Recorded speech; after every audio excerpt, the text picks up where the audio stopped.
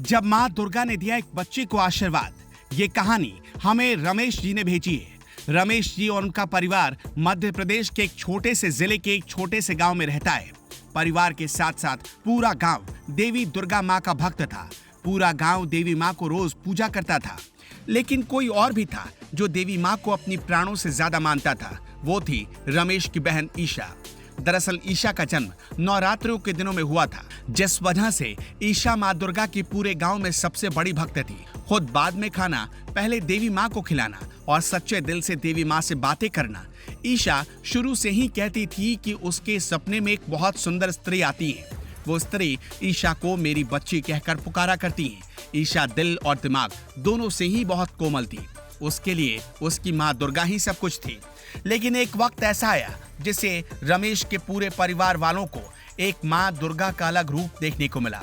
नवरात्र आई, पूरे गांव में नवरात्र की अलग ही धूम थी।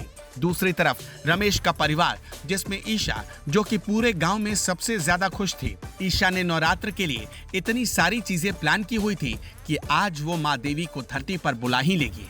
सुबह सुबह ईशा पूजा की सारी तैयारी करती है और गांव के ही एक दुर्गा माँ के मंदिर में अपने परिवार के साथ पहुंचती है, जहां पूजा करने के बाद ईशा अपने परिवार के साथ ही मंदिर में हो रहे भजन में बैठ जाती है।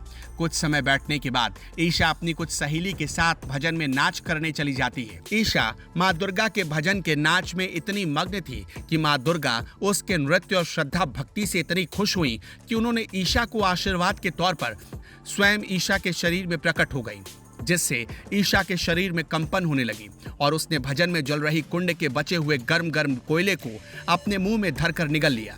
लेकिन ईशा के शरीर को कुछ नुकसान नहीं हुआ, क्योंकि जिस पर माँ दुर्गा प्रकट हुई उसे भला कैसे कुछ हो सकता है। जब अपनी माँ अपने बच्चों पर एक आंच नहीं आने देती, तो भला दुर्गा माँ भी अपने बच्चों पर कैसे कोई आंच आने देती। कुछ देर बाद ईशा को होश आया और फिर सब ईशा को एक एक करके पैर छूकर उसका आशीर्वाद लेने लगे।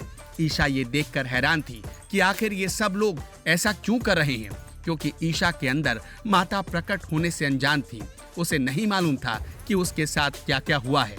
कुछ देर बाद रमेश का परिवार ईशा को घर ले गया और घर पर आकर ईशा सोने चली गई। लेकिन जब ईशा सोकर उठी तो पूरे घर वालों की नजर ईशा की हरकतों पर गई। ये बात सब जानते थे कि ईशा माँ दुर्गा की कितनी बड़ी भक्त है।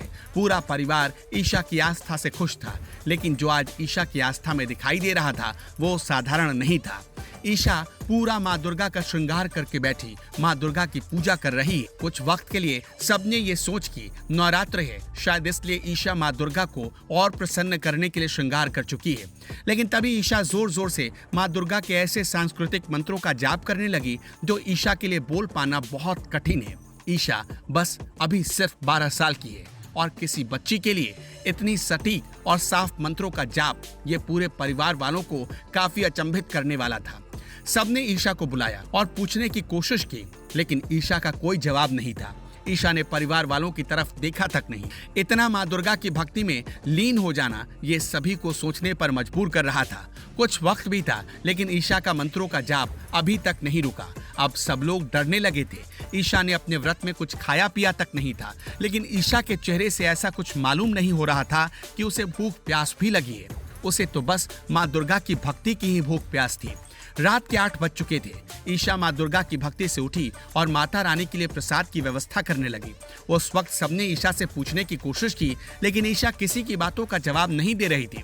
रसोई घर से घर के मंदिर में प्रसाद लेकर जा रही थी, तभी रमेश ने उसे पकड़कर रोका। पलक झपकते ईशा ने रमेश की तरफ अपनी लाल आंखों से देखा। उस वक्त घर में एक अलग ही डर का माहौल बन गया। ईशा ने उसे लाल भरी आंखों से देखा और कहा, छोड़ मुझे, नहीं तो तेरे शरीर से तेरा सर अलग कर दूंगा।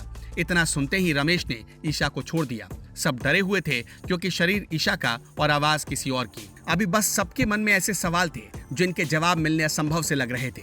ईशा के पिता जल्द से जल्द उसी मंदिर में गए और वहां से पंडित को लेकर घर आए और ईशा की सारी हरकतों के बारे में बताया। फिर पंडित जी ने अपने पास धरा गंगा जल ईशा पर डाला, लेकिन ईशा को कुछ नहीं हुआ। अब पंडित जी सब समझ चुके थे। वो ईशा के पास जाते हैं और ईशा के सिर पर हाथ धरकर कहते हैं, मेरे प्यारे बच्चे, माता ने कहा है कि अब तू सो जा, कल सुबह उठकर भी तो तेरी आराधना करनी है। इतना कहते ही ईशा तभी सो गई।